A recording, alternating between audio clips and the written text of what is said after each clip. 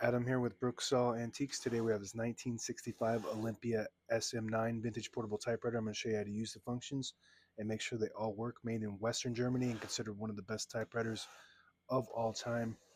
Also known as the Mercedes-Benz of typewriters. And this one has a wide carriage. So it's a little bit wider than your typical 9.5 inches. This is about 13.25 inch wide. Up top is the adjustable paper guide. This helps you guide the page in straight. I'm going to line that up with the edge of the platen, which is the main roller that feeds the paper, and this is the left margin. I'm going to set that on 0 and the right one around 85. And this is the paper support arm that flips up from the back like a switchblade and extends. Oops, a little too quick on the load there. There we go, nice and smooth. This is the paper bale that sits on top. It's got 3 adjustable rollers and a scale.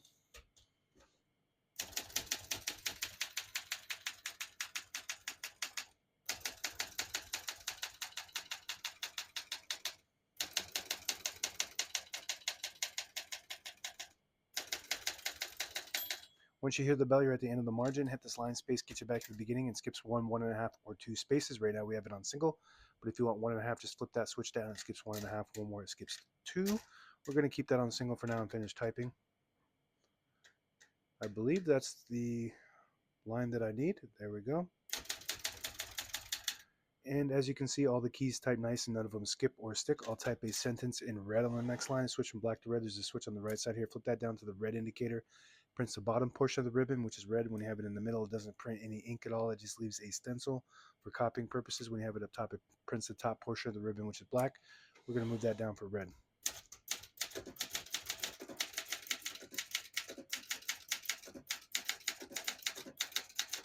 Just absolutely beautiful. The feel of it, the smoothness, the power. Just feels like a luxury typewriter. German engineering at its finest. This has Elite 11 characters per inch typeface, Elite number 8. Beautiful print. Look at that print. It's about as good as it gets. Excellent machine. Wide carriage, Elite 11 characters per inch. To pull the page out easy, there's a switch on the right side here. Flip that forward. It unlocks the rollers underneath the platen, allowing you to pull the page out easy or load thicker paper like carbon copy or cardstock. Make sure you flip that back before you load the next page, or else it won't load correctly. We're going to flip this down for now and put the color back on black.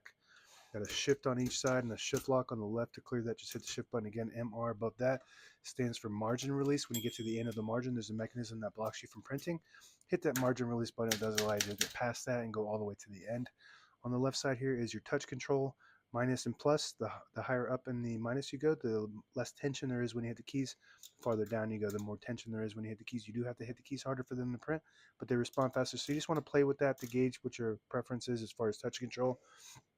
This is your carriage lock. So you flip that up and then you move the carriage to the middle. It'll lock that carriage in the middle. So when you have it in the case, it doesn't bang around in there, causing any kind of internal damage. This specific machine does not have a case. To unlock it, just flip that switch down. Now it's free. And that also will lock your keys. Sometimes it's shift, not on this model, but it locks the keys and the carriage. Tab on the right side. This has a tab set on the keyboard and an all clear tab. This is the difference between the SM8 and the SM9. This is the SM9, which has a tab set on the keyboard and an all clear, and some of them do have the left carriage release, but this one does not. For some reason, I do not know why this does not have a left carriage release. So we're just going to clear all the tabs by using this tab all clear button. This lever, flip that forward and that clears all the tabs. So now we don't have any, but I always like to set one somewhere in the middle so that way you don't slam all the way to the end, causing wear and tear in your typewriter when you hit the tab button. So just hit the set button right there like that. And when you hit the tab button, it just stops at that spot. You can set as many tabs as you want on this model.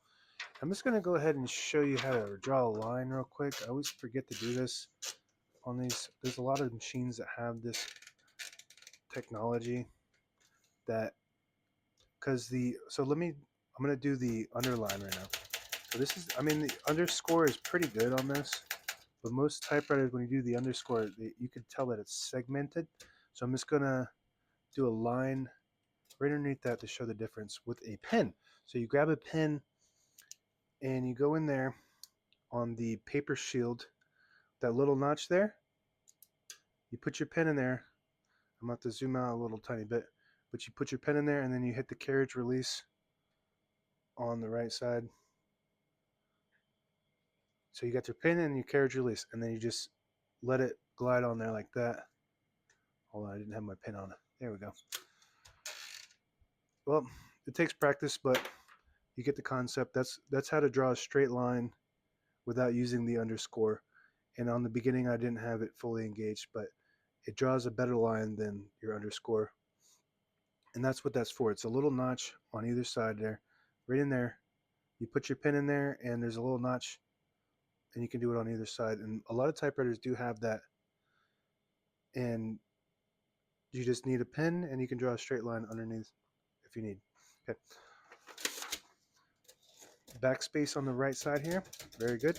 Very smooth. Open the hood like a car hood. All the brand new ribbons loaded on the left, so it's pulling clockwise to the right. And if you hit two keys at the same time, you get stuck. Clockwise to the right. And if you want to switch the direction, you just take this either side and just swap it to the other side. It'll swap directions. And if you have eyelets at the end of your ribbon, it'll get caught in that. Pull it like that, and then it'll swap it to that direction. And that's meant to reverse it's an automatic reverse. So when you get to the end of the ribbon, it just swaps back and forth over and over until you get to until it dries out, basically. And if you don't have eyelets, then just tie a knot, and that should work. Carriage release only on this one side for some reason on this one.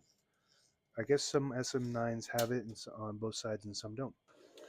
This is your switchblade paper support arm. Very cool. And if you push the line space selector all the way back, it disables the spacing when you turn the knob so you can get to an exact spot on the page. You flip it forward and you get the clicks. Each one of those clicks is a half a space in the same concept. If you pull out the knob, it disables the spacing. But you want to be careful because once you do that, you will lose your spot on your lines. So you only want to do that on like a document where you need to get to an exact spot. And that's it. Now available on eBay or Etsy. Search Brooksaw Antiques.